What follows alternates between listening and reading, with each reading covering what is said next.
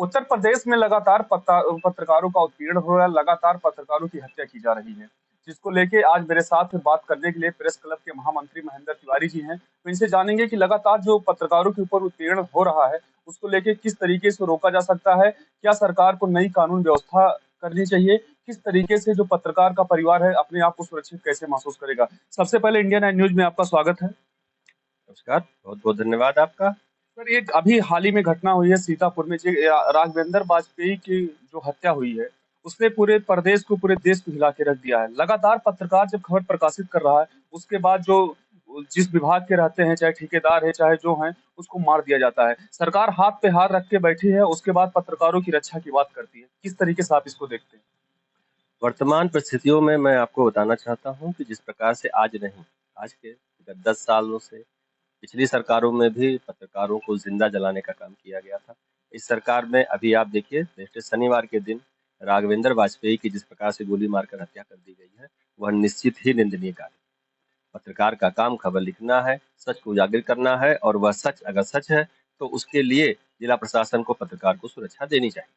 आपको मैं बता दूं, जिस प्रकार से उनको ओवरब्रिज के पास रोक के उनको गोली मार के चेक किया गया कि वो मर गए, नहीं तो फिर मारा गया, यह एक जघन्य अपराध है।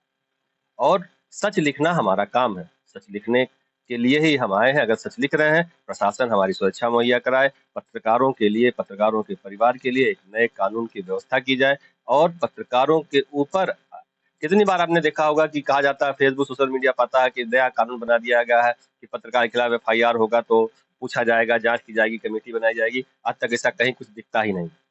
मैं आपके माध्यम से मांग करता हूं कि सरकार इसको लेकर गंभीर हो, नहीं तो पत्रकार आंदोलन के लिए बाध्य होगा। आप प्रेस क्लब के महामंत्री हैं, लगातार आपको पत्रकारों का उत्पीड़न का मामला आता है, लगातार आप लड़ाई लड़ते हैं। किस तरीके से न्याय मतलब पुलिस देती है, किस तरीके से प्रशासन न्याय देती है, सरकार की कितना मदद मिल रही है? सरकार का मदद शून्य है। एक लाइन पे आज जानिए कि पत्रकार पटल पे जाता है, पत्रकार के लिए, पत्रकार जानने के बाद जिस प्रकार से प्रशासन की वर्तमान समय में जो हमारा बस्ती का जिला प्रशासन है, जिस प्रकार का सहयोग पत्रकार को देना चाहिए, वह नहीं देता है। उसका कारण क्या है, ये हम लोग समझने का प्रयास कर रहे हैं। अभी पिछले कई ऐसे आंदोलन हुए हैं, कई ऐसे विवाद हुए हैं कि एक हमारे पत्रकार साथी के ऊपर जो है, उनके परिवार के ऊपर गाड़ी पे हमला हुआ। उस मामले को लेकर जिस प्रकार से कोतवाल और जिस प्रकार से यहाँ एक उच्च अधिकारी के द्वारा उसका व्यवहार था, वह निहायत ही शर्मसार करने वाला था। हालांकि दोनों लोग यहाँ से स्थानांतरित हो गए, लेकिन यह एक वानगी है। मैं फिर मांग करता हूँ कि सभी पत्रकारों को एकजुट होने की जरूरत है। अगर आप एक नहीं होंगे तो आप पारिक पारा एक एक करके ऐसे ही खंडित होते जाएंगे और कुछ जो बड़े, जिनको आप कहते हैं बहुप्रकाशित अखबार, वह आपके साथ कतई खड़े नहीं है। आप देख लीजिए, बहुप्रकाशित अखबार के ही वह रिपोर्टर थे और उनके साथ घटना घटी। आज हम लोग ज्ञापन देने आए थे। अफसोस की बात है कि कोई उनके साथ, हम लोगों के साथ, उनके अखबार का, संस्थान का नहीं था। दूसरा सवाल ये है कि जब भी कोई घटना होती है तो पत्रकार एसोसिएशन जाता है और राज्यपाल, मुख्यमंत्री या जो भी आला अधिकारी होते हैं उनको ज्ञापन देता है। तो एक मांग करता है कि जो पत्रकार के परिवार थे उनको नौकरी दीजिए, उनको सहायता, कुछ राशि दीजिए जिससे वो अपना पालन पोषण कर सके। खाली एक कागजों में पूरा रहता है, कभी भी किसी पत्रकार के परिवार को ना कोई सहायता दी जाती है, ना उनको नौकरी दी जाती है।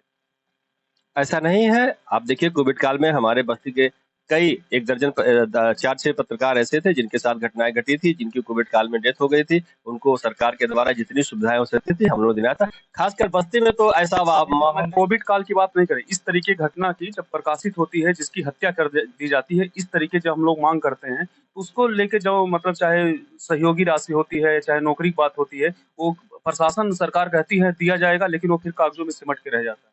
बस्ती में ऐसा नहीं है। हम लोगों ने तमाम जितने लोगों के साथ कार्य हुई घटना, उसमें हम लोगों ने न्याय दिलाने का काम किया। अब सरकार या परिवार ही उसके पीछे है भट जाए, तो उसमें पत्रकार संगठन और पत्रकार क्या कर लेगा।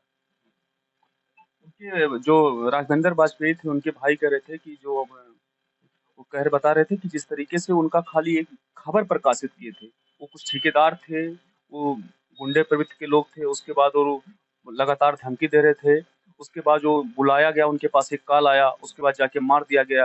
अभी तक गिरफ्तारी नहीं हुई है। नहीं, आपको बता दें, 3 लोगों को वहाँ के स्थानीय पुलिस ने 3 लोगों को गिरफ्तार किया है और वह कार्रवाई कर रहे हैं। लेकिन हम लोग भी उनके, राघवेंद्र जी के पूरे परिवार के साथ, बस्ती का पत्रकार और पूरे प्रदेश का पत्रकार खड़ा है। जहाँ जैसी जरूरत पड़ेगी, हम वैसे सड़क से सांसद तक, संसद तक आंदोलन करने के लिए बाध्य है। यह हम लोग की जिम्मेदारी, हम लोग का दायित्व है, क्योंकि पत्रकार चाहे बस्ती का हो, चाहे उत्तर प्रदेश या देश के किसी कोने का, वह हमारा साथी, हम उसके लिए खड़े हैं। आपको बता दें, प्रेस क्लब के महामंत्री महेंद्र तिवारी जी हैं, जिनका कहना है कि पत्रकारों के ऊपर अगर उत्पीड़न होगा तो उसको सहा नहीं जाएगा। इसका जवाब हम पूरे यूनिटी के साथ, पूरे पत्रकार साथियों के साथ देंगे। अगर बस्ती में किसी पत्रकार के साथ कोई घटना होती है जिसपे प्रेस क्लब पूरे तन मन धन से खड़ा रहता है, जिसको कई पत्रकारों को न्याय भी दिलाया गया है। पर लगातार जिस तरीके से पत्रकार के ऊपर उत्पीड़न हो रहा है, वो कहीं ना कहीं सोचने का विषय है। पत्रकार को एकता और एकजुट रहने की जरूरत है। इंडिया 9 न्यूज के लिए हेमंत पांडे, बस्ती।